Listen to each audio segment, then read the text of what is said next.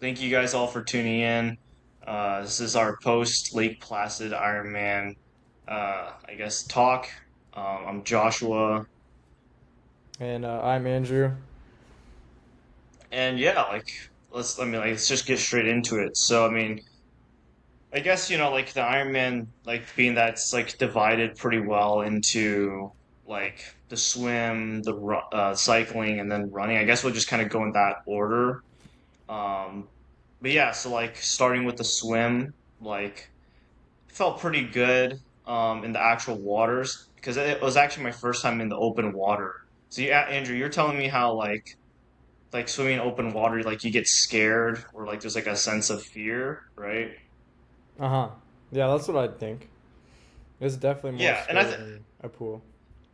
yeah, like definitely like for me like I think yeah, it's not an uncommon thing. Like that's pretty common I think to be scared of swimming in open water. For me, like I didn't feel that scared at all. And that was actually my first time swimming in open water.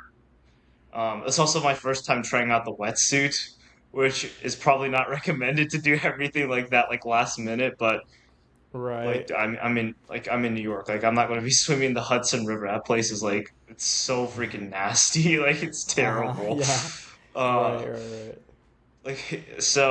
and also I didn't like I was thinking of bringing the wetsuit to a pool, but I actually heard that if you bring a wetsuit to the pool, like the chlorine actually like damages the material, and Mm-hmm. then it yeah, it just dries it out a ton, and like you have to clean it out thoroughly, and it's like really hard or whatever, and like there's a whole thing about it.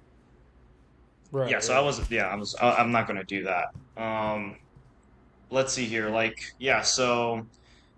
so like two loops, one loop being 1.2 miles long, and then with the Aussie exit, after you finish your first loop, you're going to go onto land for a little bit, and then you're going to go back into the water. And like the land part is like nothing. Like it was like not even 50 meters. Like it was like a couple steps, and then you're getting back in, basically. Oh, okay. Um, Uh huh. So you didn't even put on and then like shoes or anything, right? no, like there's no running, basically. Mm-hmm. But you want to be quick because obviously you want to save time. So like yeah, some people like they took their time, got water. But for me, I just skipped that completely. Just like I got to get back in like as soon as possible because I wanted to create that buffer time, like just get out. Mm-hmm. So yeah, like I was thinking about finishing that in like an hour 50, 2 hours based on like just kind of what I've been swimming. Um, and actually at one point when I was swimming, well, I guess okay, well I guess I'll just say what time I got. So I got came out 1 hour 43 minutes. So pretty not fast, but not slow. Like Mm-hmm. we're not. I Yeah. wasn't in the back of the pack.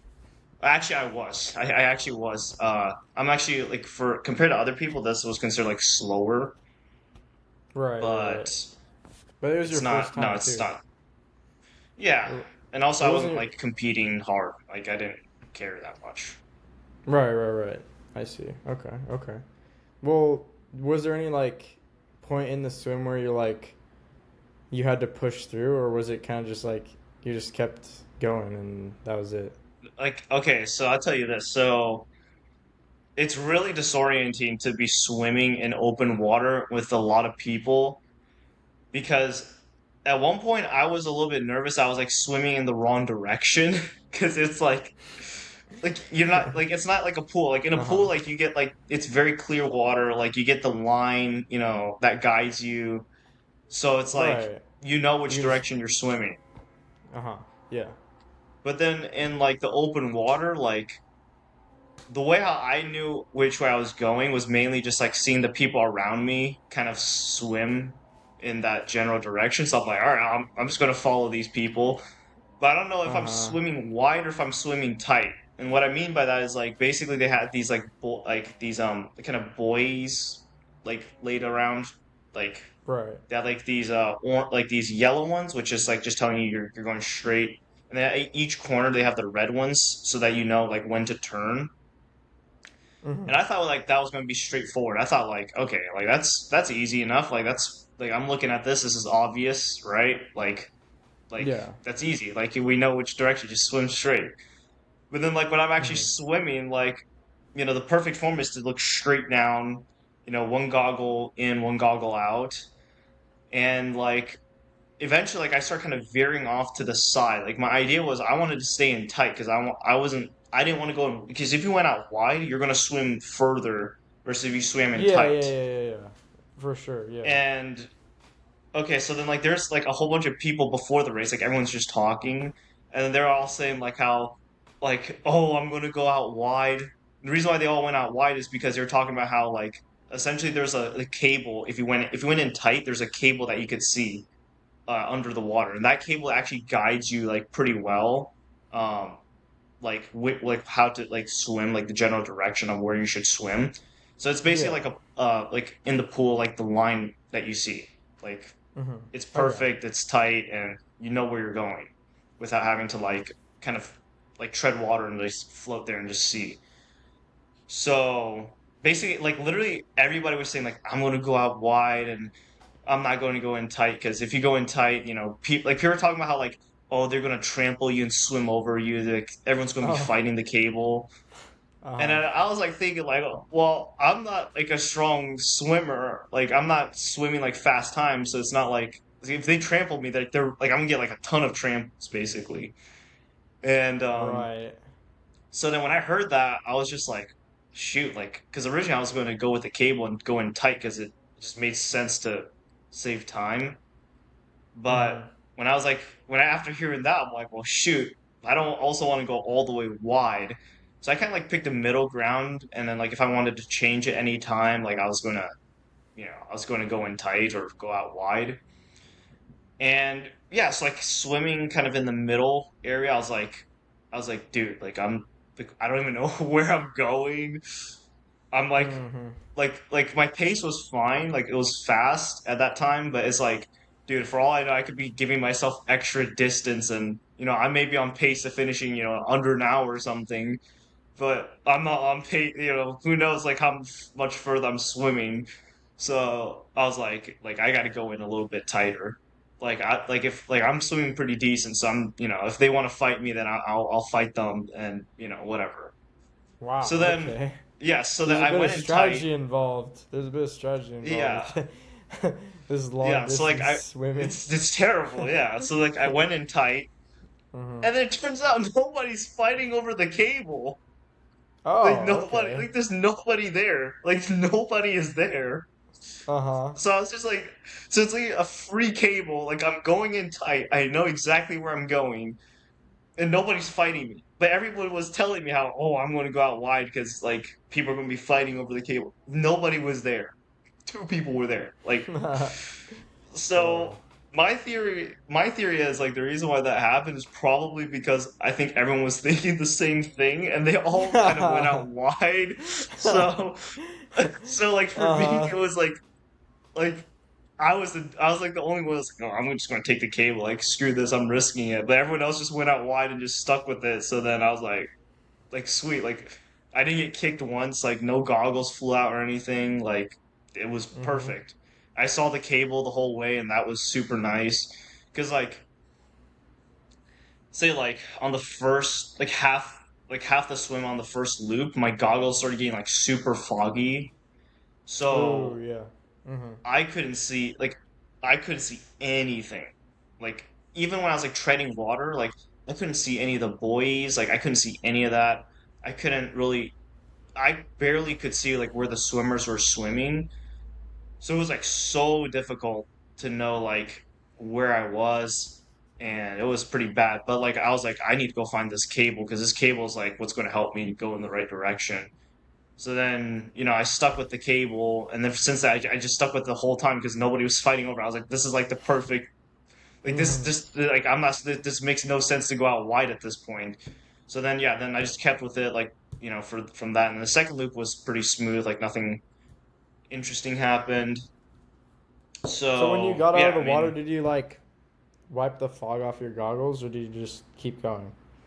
yeah. So like, yeah, I actually did, but then it just fogged back up like pretty Oh, pretty okay. quickly. All right. So Mhm. so yeah. But no, like at that time I was like, all right, I'm gonna follow the cable and I was gonna be fine. So I was like, okay, like we're chilling. Like this is easy. But when I actually tried on my wetsuit before the race, like I realized, dude, like these wetsuits are super tight and they're like really hard to get off. So I was like Mm. thinking like, well, I don't, this could be a problem because I don't want to spend all my time trying to take off a stupid wetsuit and, During the that's like a lot of transition, valuable time. right? Yeah. So that Yeah, yeah. transition time was going to be a little bit nerve-wracking. But in this particular race, they actually have wetsuit strippers for you. So basically, Really? yeah, like literally, and they were great. It was perfect. Like Mm-hmm. basically, like when I came out the water, I thought the wetsuit strippers were going to be in the transition like tent. So this is actually like in this race, like the transition, like these transitions are actually considered like the longer transitions in typical Ironmans. Well, like this is a typical Ironman, but I guess like the other Ironmans, this was would be considered like a longer transition. So basically, the moment I got out the water, the wetsuit guy was already there. Like he already was prepared, and basically, like he was like, all right, turn around. Like I turned around, unzipped the back, and then he was like, all right, give me your arms, and then boom, like just immediately, like 3, 2, 1, boom, and then like arms were Oh out. my I'm like, goodness. all right, Uh-huh. I was like, sweet, like that was a lot faster than if I tried to do it myself. And he was like, sit on the ground, and I just sat on the ground, and then he just pulled off the wetsuit from like my legs, and it gone, like Uh-huh. that's it. Oh And then I, wow. I was like, it literally took like 5, 7 seconds for it to be completely off. Oh my So I was like, goodness.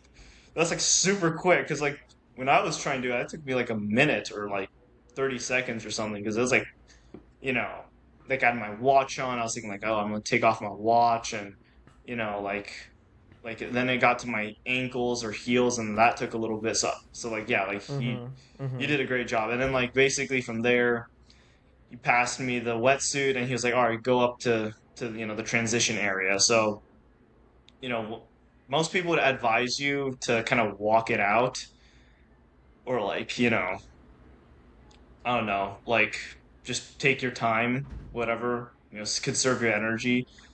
I was Yeah. booking it. I was sprinting up the hill.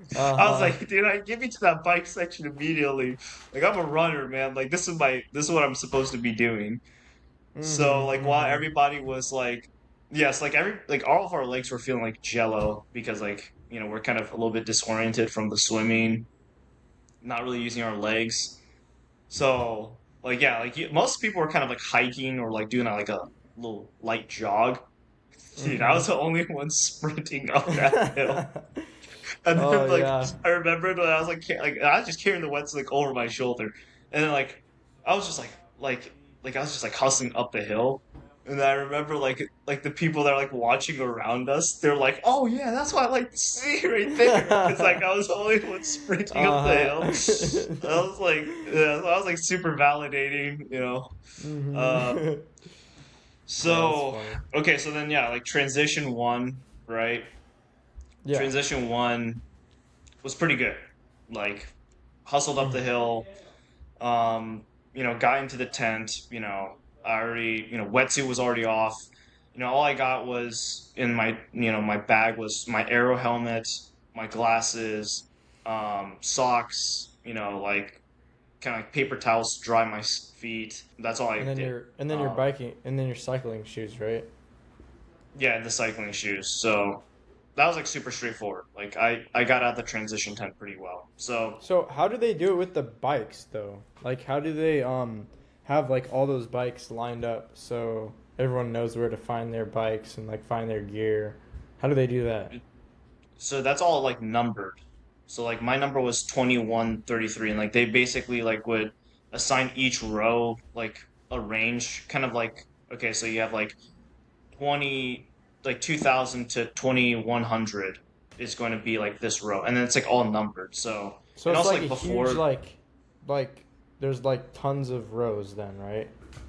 yeah, It's like a pretty large like collection of bikes, right? yeah, huge collection of bikes, massive. Wow, that's And pretty cool then. yeah, like before the race day like we all we all racked the bikes ourselves. So we already knew where our bikes were. So Mm-hmm. yeah, so like basically you would like the transition tents where you would get your stuff, put away your stuff, and put on your stuff, whatever. And then from there you'd leave that transition tent with your bag, go to that bike, drop your bag at the bike, and take the bike. So they also have like some stupid rule. Like I hate these stupid kind of rules that could like cost you your whole race, but like basically I almost messed up. But Oh, basically the rule uh-huh. is you need to have your like wear your helmet before you touch your bike. Really? Which yeah, and then if you don't do that, then like apparently you could get DQ'd. I don't think anyone actually like really enforce that rule heavily, but that's a rule I read somewhere. So Oh, I was wow. like, I almost forgot about that. That So would have yeah, been like terrible. I would have been really terrible. So, like literally last minute, I actually put on my helmet. I was like, I was about to grab the like. It didn't make sense for me to grab the bike immediately because like I still had my helmet, so I'd have one hand on my helmet, one hand on my bike. But I was going to consider like at least taking the bike off the rack. Mm-hmm. But then I was like, oh shoot, like my freaking helmet. So I immediately put that on, and then yeah, we were going. So Mm-hmm. yeah, like transition was pretty smooth, and took it out, and then went to the kind of that mounting zone. So basically, you have to run with your bike for a little bit before you get into that mounting zone where you could get on your bike and then start cycling. So yeah, Huh. I mean, pretty Yeah. straightforward transition time. So So did that go from like grass to like asphalt, or what were the surfaces of those different areas? yeah, like actually coming out the water, like it was basically sandy.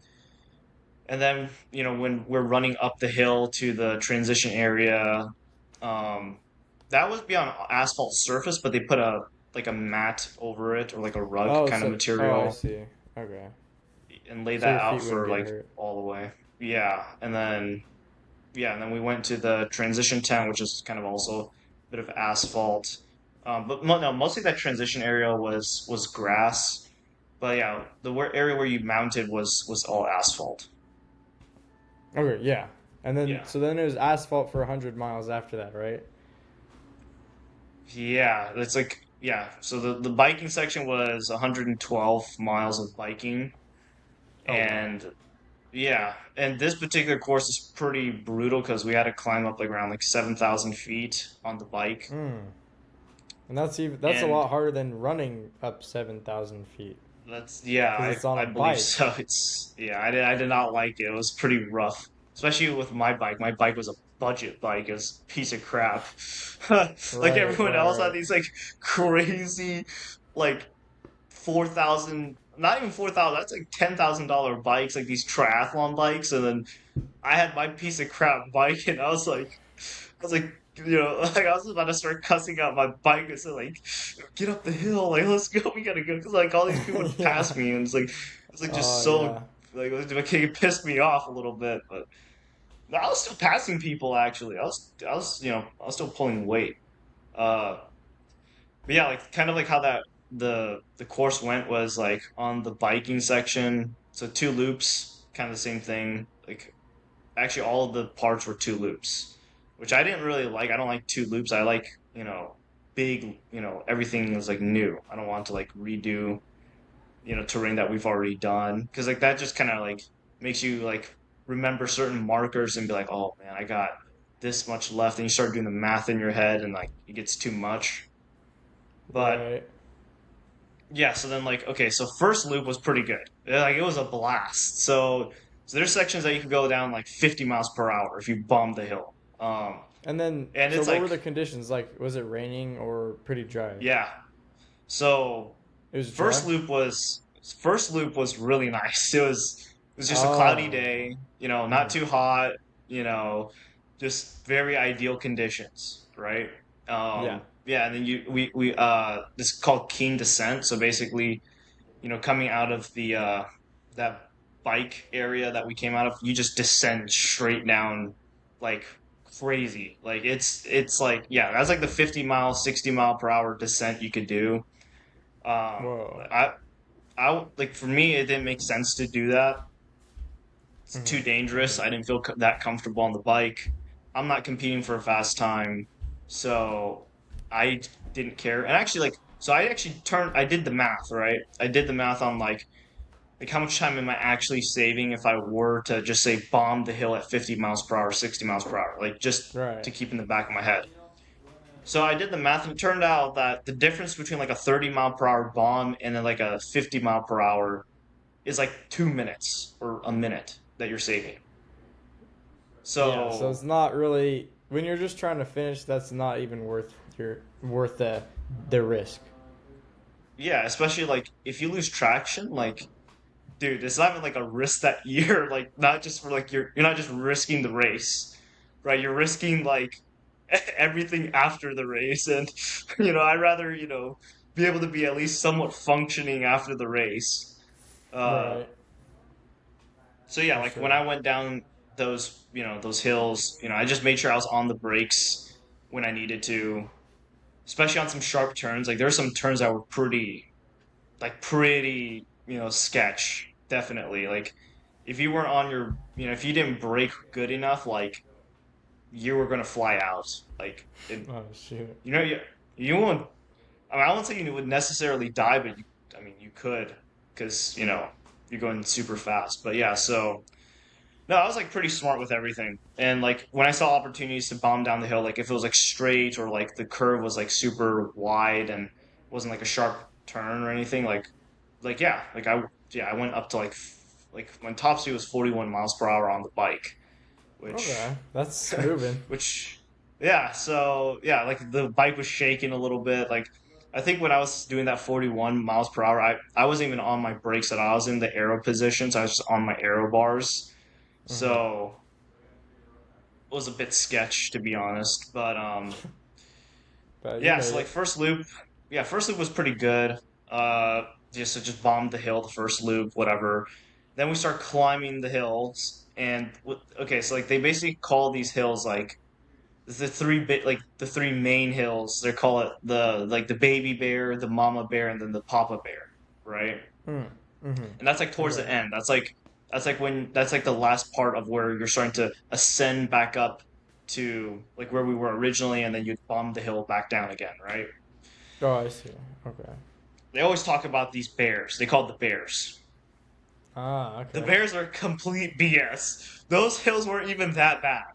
Like Oh. they were they were steep, but there were like other hills that were way worse because like those hills were so much longer, and the bears were just like they were steep, but they were short.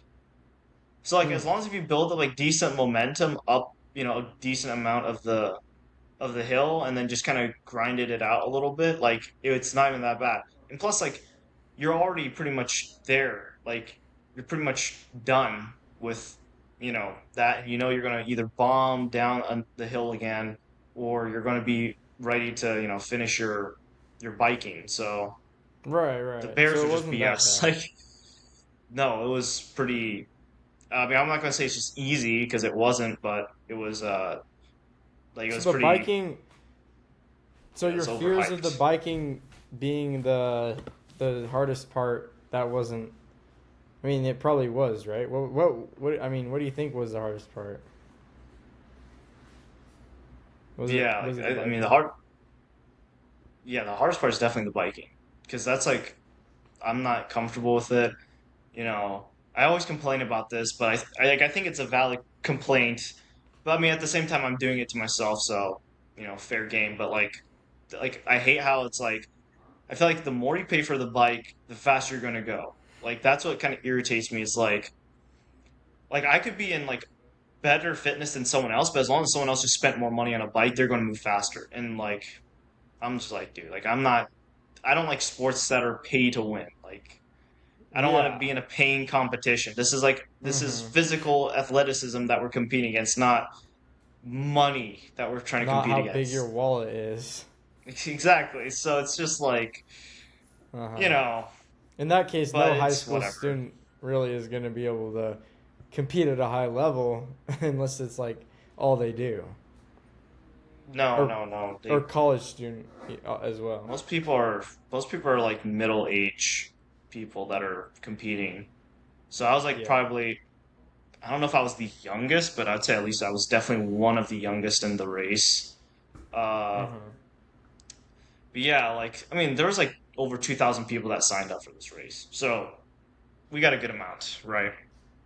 Yeah. Wow. Uh, okay, so let's talk about that the second loop on the bike. So So the is second this loop, when the surface got a little bit dicey? that's when it got really wet, Phew. and Oh it shoot. was I gotta tell you, it was so miserable. It was so terrible. So it started pouring down pretty bad. And like Ooh. I looked at my phone like not too long before we actually started the race. It said like it was gonna rain for about 2 hours, moderate to light rain. I'll tell you that was not moderate to light rain. That was a Oh good shoot. solid like 4 hours of heavy, heavy rain. Oh my And gosh. like basically like when I bombed down the hill, it was like anytime you went down a hill, it's freezing cold. Rain would hit you, and then like that wind just keeps, like everything was just soaking wet, right? Everybody's miserable. My cycling shoes and my socks were just soaked. It's like literally if I just took a like literally if I just had socks on and I just stepped into a bathtub, it was like that soaked. It was dripping like Oh that my bad. gosh. And then like the Oh. helmet, like like there's certain holes in your helmet, right? And like when Yeah. the rain would come in, like this water would kind of accumulate in like certain spots. Like Hmm. sometimes like when I'm like like I'd rest my head down, then like bunch of water just came out. So it Oh my was just goodness. cold, miserable, even more sketch and slippery. It was just yeah, it was so terrible. Um so yeah, like when I went on, anytime I went on a turn, or if I was like on a wooden surface or something like that, or like paint, I was like I'm I'm not gonna be a little bit. I'm not gonna be psycho crazy and you know do something that's unnecessary. So, but some people did. Like some people still were bombing hills, which Oof. I Well, mean you that's their said prerogative. so. Did anyone have any incidents on the biking section or? So personally, from what I saw, I didn't see anyone hurt, but I heard from a lot of other people that they were hurt. Um, like, I mean, the things I saw were just like people that had like maintenance issues, like they had like a flat tire or like their chain came off. Um, and Yeah. then, I saw quite a bit of ambulances drive around, but I never saw the person. Like, I just saw a lot of ambulances driving around. Oh no. Um, So did they? so They had I like knew, ambulances ready yeah, though, so yeah, that's good. they were already anticipating people were going to get hurt. So, uh, so like basically, yeah, I mean, I just saw the ambulances. Like, I kind of already had an idea, like somebody got hurt. It's pretty obvious. I feel like, because I mean, we're doing this kind of thing. You're biking. It's pretty dangerous. Like, I felt like it was pretty straightforward and obvious that people were going to get hurt. Um, I didn't see anyone get hurt. But like, I heard people say like, so one guy apparently cracked his whole helmet open, which oh was pretty crazy.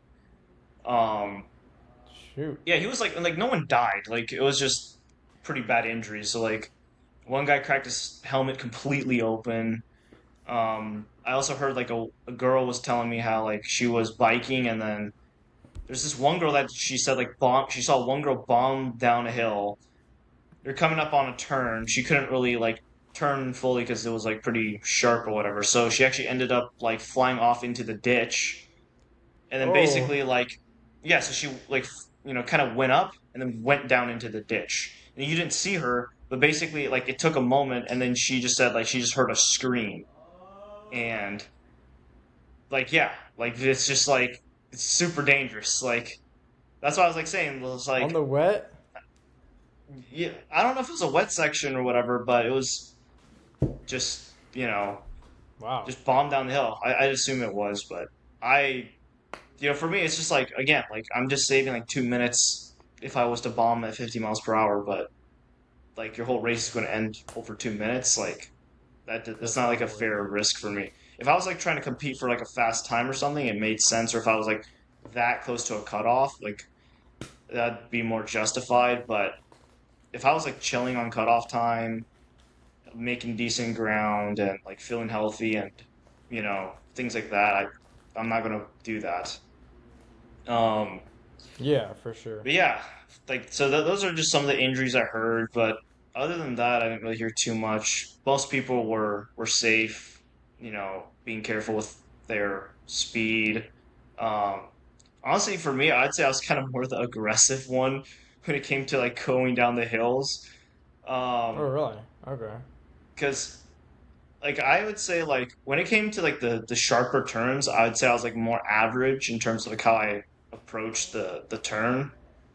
Mm-hmm. When it came to like the straight downhill ones, like I just had no hands on the brake. I was all in aero. Like I just went down like and I went to like the smallest gear and everything, and I just started biking as hard as I can down. Like you're going fast when like you're in the smallest gear and like you're trying to cycle, but it's like so Oh, easy yeah, you yeah, can't yeah. cycle. I know what you're talking about. It was that fast. Like I Goodness. was in the smallest gear I could have gone into, and I couldn't bike at all because it was just going that fast. So that was yeah, it was fun.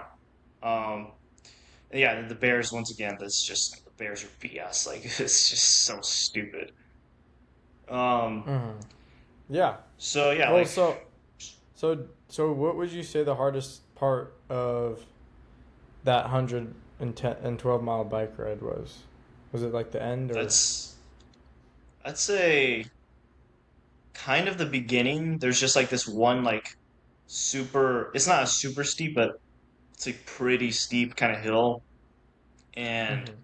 it was long. It's just any hill that is long is I'd say is the hard ones. The ones that are like super steep but like really like short, those aren't bad. Those Mm. ones like take time, but like if you could get a good run up on it, like you got a good amount finished. But then if you were to get a good run up on a long one, like you still got a long ways to go. And like I noticed like anytime we would like these hills would come, you get like a huge queue, like a huge line of cyclists, just like a huge Oh line of yeah. like a whole row of cyclists just like trying to go up. Like I was taking some people on the hills though. Like I was actually Oh, killing the okay. hills a bit because like Okay, I was like cool. surprised, but like most people didn't stand on their pedals when it came to the hill. They all just stay seated. Hmm. Like anytime I stood on the pedals, I moved up pretty well. So I just constantly did that, and yeah, like it was like I was pretty fast. Like, and I felt like staying on the pedals were kind of more relaxing. Like I felt it felt more like a stairmaster or something when I stood on the pedals. Than Oh, interesting. Okay, okay. Wow. yeah, So, well, yeah, that sounds pretty cool. I mean, yeah, it makes sense. Yeah, those long, gradual hills are definitely probably the hardest part. Um, and then but like yeah. when it came to like getting water or something, basically they would hold out water for you, and then basically you're just biking, and then you just swipe the water as you go, or like they, So they did had you these like hold water in your bike or no? yeah, I had these bottle cages. Yeah, yeah, yeah. Like Okay. like during the bike course, they had like these Martin gels. Like they were only giving us Martin bars and gels for like calories, and like at first I'm like, oh man, like this is so good. It tastes sweet and like it's so nice. But like since that's all they're feeding us, it's like halfway through, like I've already down like 10 of those bars, and like my stomach is like messed up because it's so sweet.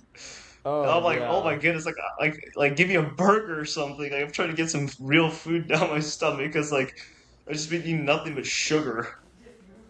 Dang. So Okay. yeah, no, like water was good. Like they also gave us like some electrolyte drink, and that was like super good. It tasted, I think it was like either like a pineapple or like a pina colada kind of flavor, like a tropical kind of Hmm. punch. Like I don't know, it was really good though. Hmm. So I was That's really cool. happy about that. But those Well, Martin so bars and those so did shells are they? so Is sweet. that all? Is that all they fed you for the whole competition, or did they give Yeah, you? Any like During the real running, they food? switched it up a little bit. During the running section, they switched up a bit, but the biking was just. I mean, that's all that they could really give, right? Like, they can't just give you like some chips while you're biking. I mean, they could, but that I don't think that would have worked out well. Um, yeah, so like they just gave out these little gels, like these little bars, and then you just swiped and grabbed them, and those were so sweet. It was just a mouthful of sugar every time I like went in to go in for like some food. But I mean, I'd say part of the reason why I was pretty decent on like hills and like in general the whole bike was pretty solid for me was because I mean like I was staying on top of nutrition. Like anything I got to eat, I just devoured it. Like you know if it was like gels or something, I didn't like the gels that much. It was all right. It just is so sweet. So, but Mm-hmm. yeah, in terms of nutrition, I always stayed on top of it. Water, I always drank. That electrolyte drink, I mean, that tasted amazing. So I had no problem getting that down. Um, yeah, like average pace on that turned out to be 15.6 miles per hour, which I'm pretty happy with. Um, especially with the hills. The hills on that, like I'm pretty happy with. I'm not bummed out at all. And also, my bike is a piece of crap and everything, so I'm not gonna ask for too much. That Right. bike Yeah. was like, dude, it was, dude. I literally was looking at everyone else's bike, like in the bike rack, and I was like, dude, this my bike does not belong here. Like, it looked so bad. Like, it was just so bad. Like, you could tell it There's was like a piece of crap.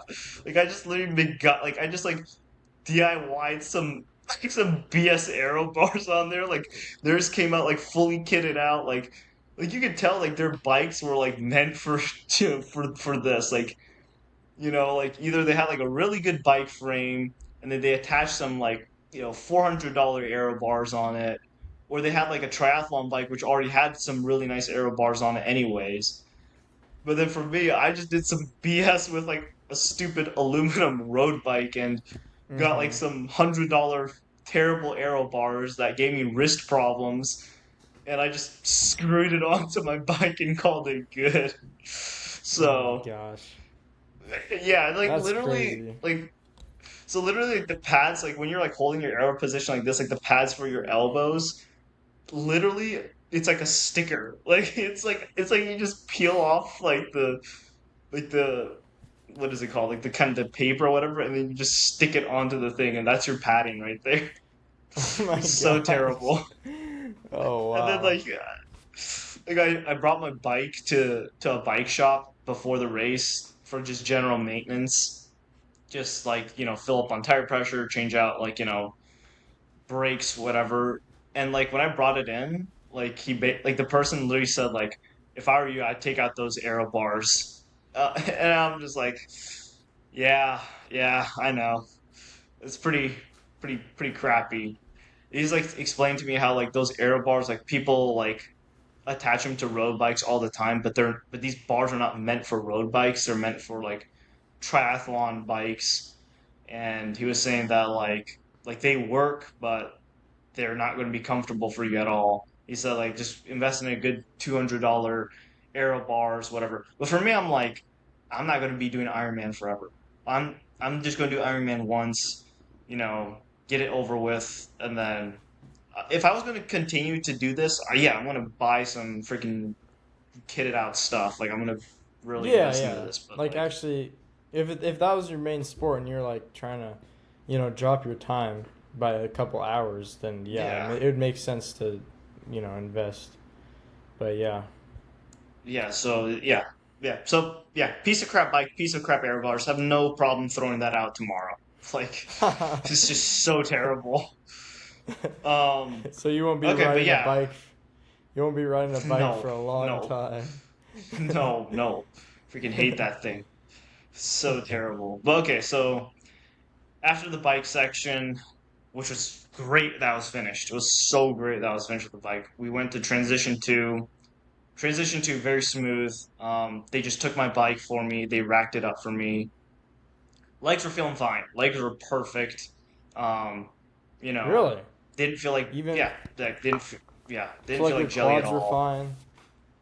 Yeah, it was a little bit awkward to run in the cycling shoes, but But yeah, my legs didn't feel sore or anything. They felt perfect.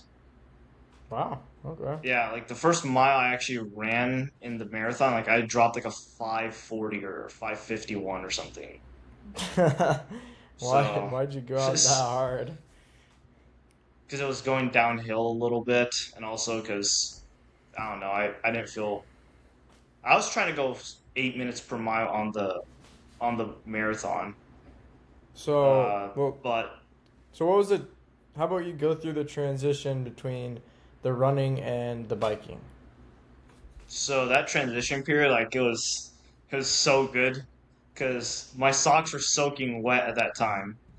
Yeah. So finally being able to, oh my goodness, I thought like when I was into that transition area, the people in that tent just looked miserable. Like they just looked like, it looked like we all been through like something, like war or something. Because like Mm-hmm. everybody's soaking wet, everybody's miserable. You got a couple naked guys around, like changing out their clothes completely. It was just Really? so terrible. Like just in Yeah, their it's just underwear or out in the just open. Yeah, no, just like completely naked, like no completely nothing. naked? Yeah, literally nothing. Just like I'm like I get it, bro. Like I get it. Like it's miserable. It sucks. We were soaking wet, so I didn't blame him. I wasn't gonna do that crap though. Like I'm good, bro. You do you, but I'm gonna do what I do. Um, Mm-hmm.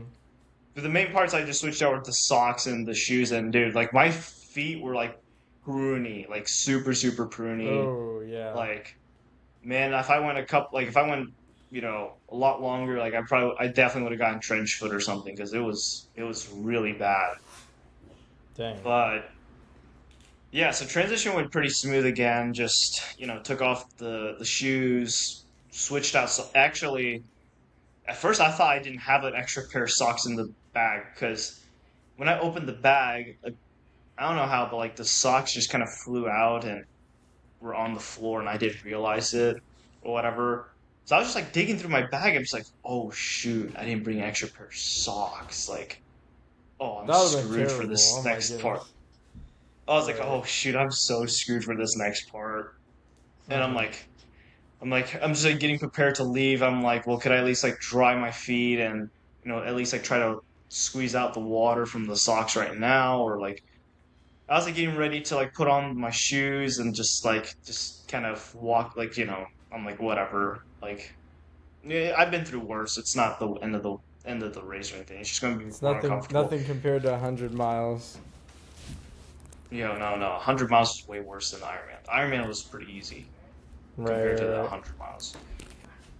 So it was like yeah, I was like, okay, I was getting ready to put on my shoes. So I set down my bag, and the moment I was about to like, I set down my bag, everything went out the way, and I was like, there's just a pair of socks right there. I was like, I was like, oh, I do have an extra pair of socks, and I just take it off and switched out, and that felt pretty good. And then we just went out of the transition tent, started running, and my left knee got really messed up from the cycling because I think like the seat height or something was not it.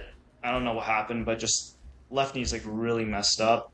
And Oh at shoot. first I was running really good. I was thinking like, oh, the left knee's just gonna go numb or whatever. So I just kept running, and I remembered like when I ran that 5:40 or 5:50 on the first mile, like I like the other people, they were struggling. Like they had the jelly legs and they were like stumbling a little bit. Like you could tell Mm-hmm. they couldn't really run. So when I like passed them like that fast, like he was like, "Holy crap!" Like he just saw me just start going. Oh my gosh. And like the other people were cheering. They're like, "Oh, let's go, Josh! Yeah, that's what I like to see." And it was like super validating, and it felt good, and that brought me pretty well, far. And then like the second mile, dropped a bit more to like a 6:30 because I was like, it wasn't numbing up that much. Like I still felt the pain in the left knee. And then I was like, oh my gosh, the pain's kind of getting a little bit worse. And then 7 minute per mile. And then started going, I was like, okay, well, let me just kind of jog it out a little bit. So then I went to like, the more conservative 9, 10 minute pace Mm-hmm. for like all the way to 10 miles. Right. And the idea behind that was just if I get to 10 miles, like I already did the math in my head. I was like, if I could get to 10 miles at that pace, I'd be more than comfortable to walk the rest of the course and still be able to finish. Like I could probably crawl and I would finish. Because like then I think my average like the minute per mile pace for me to finish in my head was either 30 minutes per mile or 45 minutes per mile, Oh and wow. I was So still that's going like to a be able to finish. walk. That's like a Yeah, slow walk. it's Extremely extremely slow. slow walk. Yeah, so once I got there and I was like going to see how I felt. If I felt fine, I was going to continue to run it out. So I ended up getting to 10 miles, felt pretty bad. So I was like, all right, well, I'm gonna hike it. Like, and yeah, just kind of hiked it um, at a 15-minute per mile pace, which it was boring. I knew I was going to get it done. It was just like, okay, like let's just finish this. This is just stupid. Like, Yeah, this is right. not hard at all. Because Like, basically this you're is already super easy. done. Yeah, like in order for me to not be able to finish that race at that point, I'd probably have to be in the medical tent. Yeah. So Yeah. so yeah, that was not going to happen. And like met up with this other guy, and he was doing the same thing. His situation was different. He just said like he just started feeling dizzy when he ran, and he said I don't know if my nutrition was off, but he was like, I'm just hiking it too. He was like, like I'll take a finish. Like I'm not looking for a fast finish. Like I'll take a finish. I was in the same boat with him. I was like, yeah, let's hike it out. So we just hiked it out for pretty much literally the rest of the course. Like for the past 15 miles, we were just talking with each other, which was super nice because dude, hiking for 15 miles without talking to anyone, no music or anything that's just miserable. Yeah, for sure. So that's just so boring. So I was just hiking with him. We're just talking with each other, and he was just talking about how he did like the Disneyland half marathon with his girlfriend and stuff like that. And he's from Florida, and he was talking to me about how how's he was super hot down there, and like here it's just freezing cold. Um, we were complaining a good Uh-huh. amount about how that second loop was just terrible, and like it was soaking wet on that biking section. So like we had a lot of conversations, and like as we kind of went, like some people kind of joined us and like kind of started talking with us as well. And we were Oh, just all well, hiking that's it cool. out. So we So started time like kind kind of of went forming by. our own. Yeah, and then we all I don't know, we kind of formed a little bit of a run club right there, and just we're just hiking it Hike out and club. Yeah. talking. Yeah. Well, that's So cool. yeah, it was pretty straightforward. Uh, and yeah, like super enjoyable talking to him. He was a cool guy. Yeah, and I told him like I was doing Bigfoot 200 in 19 days. He thought that was pretty crazy. Mm-hmm. He was like, Yep, oh, yep. he was like saying like, oh, so this is like a warm up for you. I was like, yeah, I don't feel that bad. Like other people, they're like moping around and like getting all like fussy or whatever, and like oh, I don't think I could do this, like blah blah blah. And I'm like, dude, you're already in the marathon section. You're like halfway done. Like you're going to get it finished. Like you could literally walk the rest of the way. And it's like Mm-hmm. it's not even that pain. Like I guess like for me it wasn't painful because like I'm used to being on my feet for so long, and like I've definitely had experience a lot worse. But like everyone's saying like how my legs are so sore and stuff. I was like I didn't feel anything. I was just Yeah. the only thing that was just bothering me was just my left knee, which I'm like okay, well that I'm just gonna have to figure out myself later, like So after the you race. probably This isn't could have going to go just away. kept. You probably could have just kept running. Like you would have ran the marathon in probably like under 5 hours, if your knee wasn't acting up, right? Probably under Oh four yeah, hours. I would have been like well within like 3 hours something, like Yeah. Okay. 3:40, 3:30, something like that. Wow. So Okay. So your knee kind yeah, of so really it was screwed your just time up, but it didn't really matter. I didn't care. I didn't care. I'm not going to an Ironman to compete for a fast time. I'm not going to Ironman to keep doing Ironmans. I did Ironman just to say I did an Ironman. It's not that Yeah. hard of a race in my opinion. I didn't even know I signed up for the hardest Ironman in North America, but it turned out I did by accident. And I actually realized that when I was talking with the guy, like when we were walking the marathon. He's like, "Yeah, like dude, you could have picked a better Ironman. Like this is like the hardest one in North America. You're crushing it." I'm like, "Oh, it's the hardest one in North America?" And he was like, "Yeah, you didn't know that?" I was like, "No, I just picked Lake Plastics. It sounded good to me." And he was like, "Oh shoot." And I was like, "All right, well, I mean, hey, like, I'll take that too. Like hardest Ironman in North America, I'll take it." But no, Cool. I don't think Extra I didn't bonus. find yeah, I didn't find Ironmans to be that difficult. It's difficult in the sense that like you want to make sure you perfect technique. It's difficult in the sense that your wallet is going to be hurting.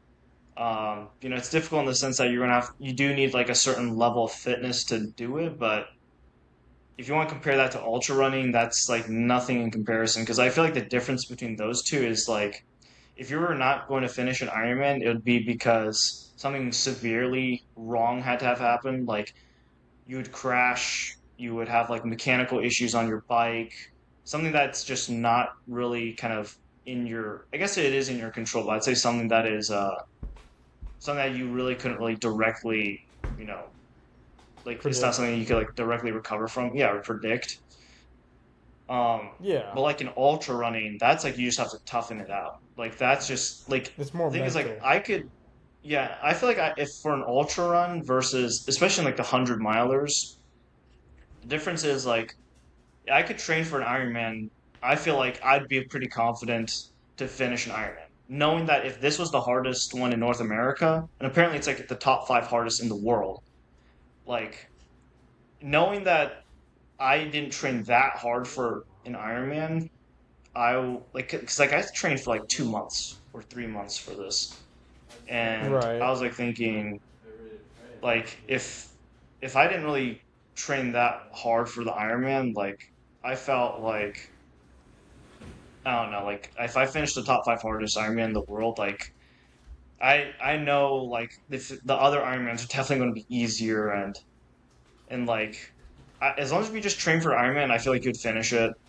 Um, Yeah. but with an ultra marathon, I feel like no matter how much training or how much prep I could do, like I feel like like it's so unpredictable and it's so painful and it's like it's so much more of a grind to where it's like you like it's not a shame to say you DNF from an ultra marathon, and it's not even a shame to DNF from an Ironman either, because like these are really hard sports, and we're not looking to compete for fast times. We're looking to finish, and you know, not being able to finish is just part of the game because you're taking that massive risk when you're doing this kind of stuff.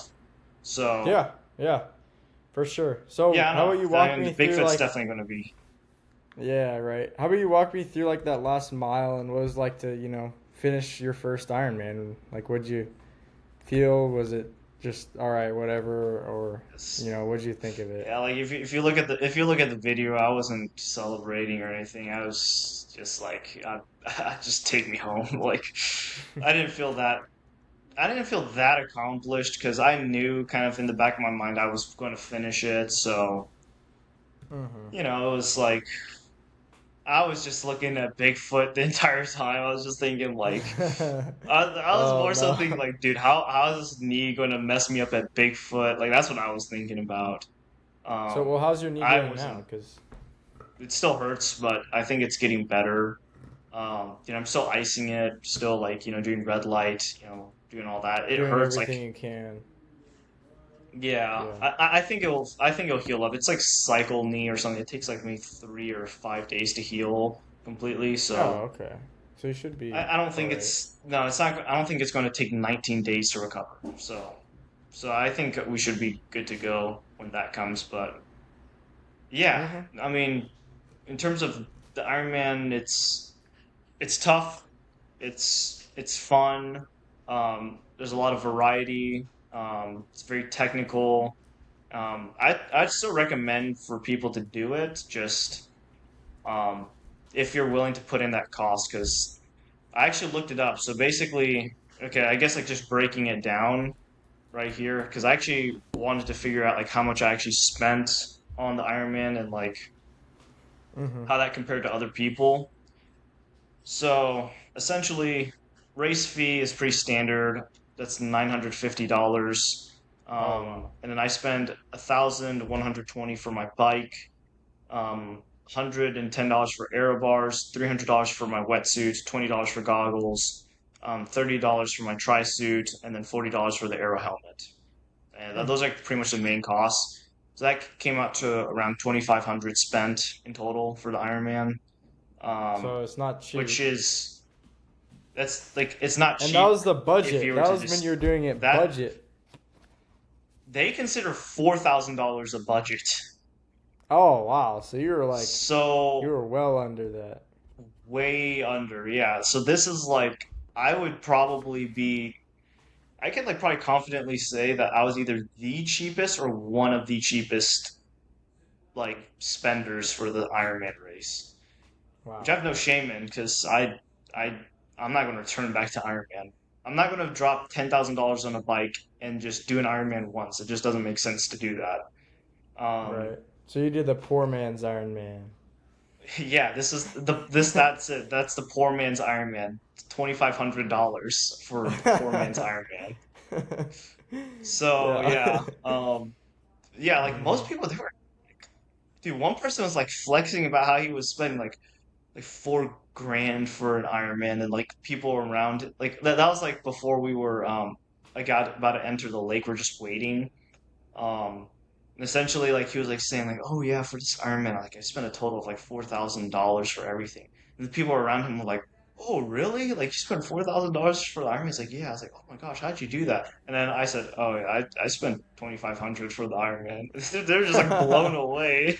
They're just like, whoa, what? Like how are you even here? Like what kind of bike did you get? Like things like that. I was like a piece of crap bike. Like that's what kind of bike I got. And they were like asking like, oh, like have you done an Ironman before? I was like, oh, this is my first triathlon. And Your they're like, oh, this first is your and first only. triathlon. Yeah, and then they kind of sort of I don't know. They were kind of like treating me like I was naive or something, and like thinking that I wasn't going to be able to finish. But Yeah. then they were like, and then I told them like, oh yeah, I have like Bigfoot 219 days. You know, I'm more of an ultra runner, stuff like that. And then they were like, oh shoot, like this guy's it. Like, then they were taking me a Uh-huh. little bit more serious. But Right, right, before that, right. they thought I was just like some kid, trying. Oh, I want to do an Ironman. Like, no, I know what I'm doing. Yeah, yeah. Like in It's not terms of like you're endurance just sports, yeah.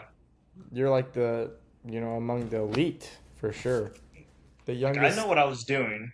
the youngest finisher of you know, one of the harder 100 milers for sure.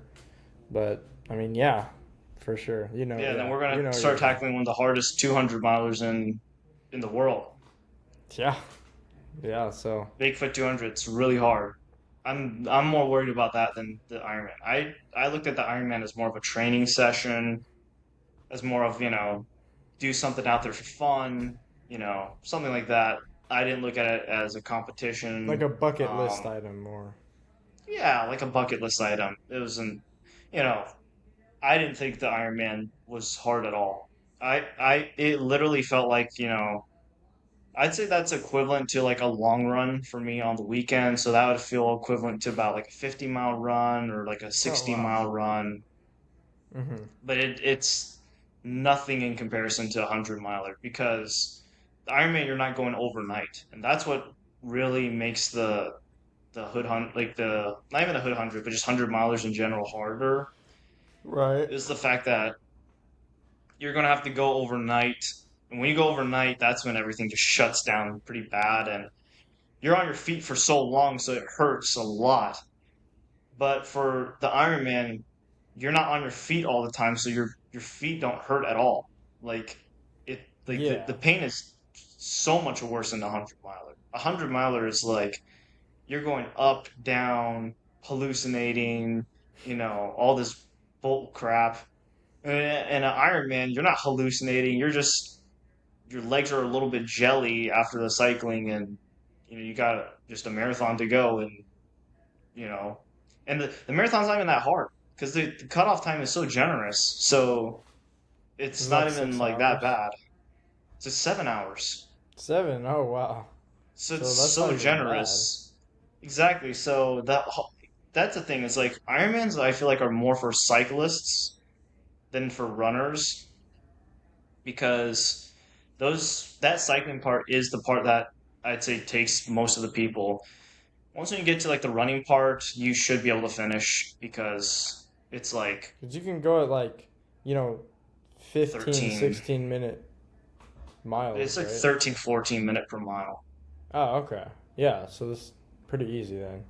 Yeah, like think about this. Like you could if it really came down to it, you just run the first half at like a 10-minute per mile pace, and then the last half you could hike it at a 15-minute per mile, and you'll finish. Yeah. Okay, so that's So, not and even it's not bad. an ultra marathon. It's not like you're climbing up 19,000 feet of elevation or anything. We climbed up just 1,000 feet of elevation, and it was super easy. And it's a road too, so road you're going to be even faster. It's not a trail. Um, Yeah. so very easy. So do you Yeah, very so do easy. you think in your future that you're gonna attempt any Ultramans? I would be open to the idea of an Ultraman. Probably not anytime soon, because if I was to do an Ultraman, I'd probably invest more into a better bike Oh, I see. because I'm not doing an Ultraman on that piece of crap. That was pretty painful. That Mm-hmm. Ultraman was just if I was doing Ultraman, yeah, I'm getting a better bike because that bike is just sitting right over there. That thing's getting ready to get thrown into the dumpster, man. That thing is. I think it's seen some better days, but it's about to see worse days. Mm-hmm. So, Mm-hmm. like, yeah, like, I'd be open to an Ultraman, but not anytime soon because I'm not going to drop $10,000 for a bike and like, oh yeah, I'm signing up for an Ultraman. Like, I want to get more into the ultra running, more deeper into that before I go into an Ultraman. Yeah, yeah, that makes sense. I mean, that's your sport. You kind of just did the Ironman just to tell more people do Yeah. Ironmans than ultra marathons. So I think it's always good to have that under your belt and they'll be like, oh, well, have you done an Ironman? And he's like, yeah, yeah, that Ironman was easy, you know. Yeah. Then they can't. Like, I feel like I don't know why, but I feel like some people that have done an Ironman would think that an Ironman's harder than a 100 miler. Like, genuinely, they think doing an Ironman is harder than running 100 miles. Which I'm just like, okay, well, like if I wanted to say anything against that, I would have to probably do an Ironman myself. So coincidentally, I just signed up for the hardest Ironman in North America, and And yeah, crushed it. and I could confirm that 100 miles is much harder than the hardest Ironman in North America. And Yeah. you All know, right. it's yeah, like like of course the cycling sucks a bit, but dude, like think about this. Like when you do the cycling, it's like 112 miles, and you have a marathon to go. It's way, way worse to run 75 miles and then run a marathon than to cycle 112 miles and then run a marathon Because the swimming because you've is been on your basically feet like the whole time. the swimming doesn't really take that big of a toll on your body, right? No, it just makes you dizzy for a little bit, and that's about it. It was relatively light. Like as long as Okay. you have Yeah. decent technique, um, yeah, it's a technique thing. You don't even need strength. You have good technique. You know where you're going. Like even like just doing like little strategies like drafting. So like if you were to just sit behind someone and while they're kicking, it actually gives you like I heard it's like a 25% boost in speed. Really. Yeah, so yeah, it's just like how the physics works out. So it just kind of like breaks the water resistance for you. Hmm. So yeah, like so you do things like that, and then swimming turns out to just be more of a technical thing than a physically hard thing. Cycling is definitely harder. Um, Running's also harder, but the swimming is just So like breaking for some time, I guess. So if there's anyone who is like trying to go out there and do their first Ironman, what would you say that they should focus on? Yeah, like you should definitely focus on the cycling, and if it's like a hilly course, and they need to practice hills, because like Mm. the hills really take you. Um, and I'd say like if you're going to first get into Ironman, I'd say just don't invest too much into it initially because it's expensive. Unless if you want to, then you can, but you don't know if that's a sport that you really want to get into until you try it. So I'd say like do what I did. And think about this, like if you did what I did and then you start, really throwing in some costs, you're just going to only improve your time by a whole bunch. Yeah. So I don't know. I see only benefit if you were to go cheaper first and then go expensive. For me, I didn't think I was going to get into Ironman, so I was like, okay, I'm going to go cheap. And yeah, like I could still confirm I probably won't do another one for quite a long time. And I'm pretty happy with that decision. Yeah. All right. Well, I mean, sounds great. So now all you got to do is just kind of maintain your fitness leading up to this Bigfoot 200, right? Yeah, we're gonna have to take on David Goggins. We're gonna have we'll have to get him a Bigfoot 200. Hopefully my knee doesn't act up because if my knee acts up and that guy's knee is knees are pretty good, then I'm really screwed. Yeah. I mean, it should be the other way around, right? Yeah, he's the one that's supposed to have broken knees. I'm already, 20 years old and my knees are already messed up. That's a big problem. Yeah. All right. I mean, any Well, other comments or anything you want to yeah, add? like overall, I'd say Lake Placid is it's a very good race. We went to, it's Olympic Village there. They do like training, for the Winter Olympics there actually. Oh, really? Yeah, it's like literally like a whole Olympic training center. So like they had like figure skating rinks and things like that. So it's a really cool place. Like at first when I was like when we were driving into the area, it's like middle of nowhere. Like there's no like franchises around. There's no like McDonald's. Yeah, like maybe there would be a McDonald's here and there, but it's like like 20 miles apart to get a McDonald's or something. Whoa. So most of the businesses were local businesses, and yeah, like, but once we got to the Olympic Training Center, like that's when that's like, oh, okay, like this is like a little city kind of thing. But Mm. yeah, I'd say most of yeah, I'd say like it's like a pretty cool place. Not a place I would live, but it's cool, like they have ice skating rinks, they have, like skiing stuff.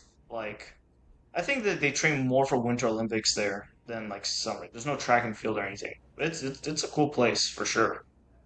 Yeah. Well. Yeah. That sounds fun. I mean, you got it done. No sweat, pretty much. Except, I mean, hopefully No, your knee will heal up quickly, and you'll have no problem doing at least, getting pretty far into that 200, if not, getting all the way. Which I mean, I think finishing it. Yeah, we need to finish you it. got a great shot at it. I feel like after crushing that Ironman. Yeah, we went sub 15 hours, which I'll take it. I mean, it's not a fast time, it's not a slow time, but for that piece of crap bike that I have, I take it. You know, Uh-huh. that bike gives me so many freaking problems. It's unbelievable.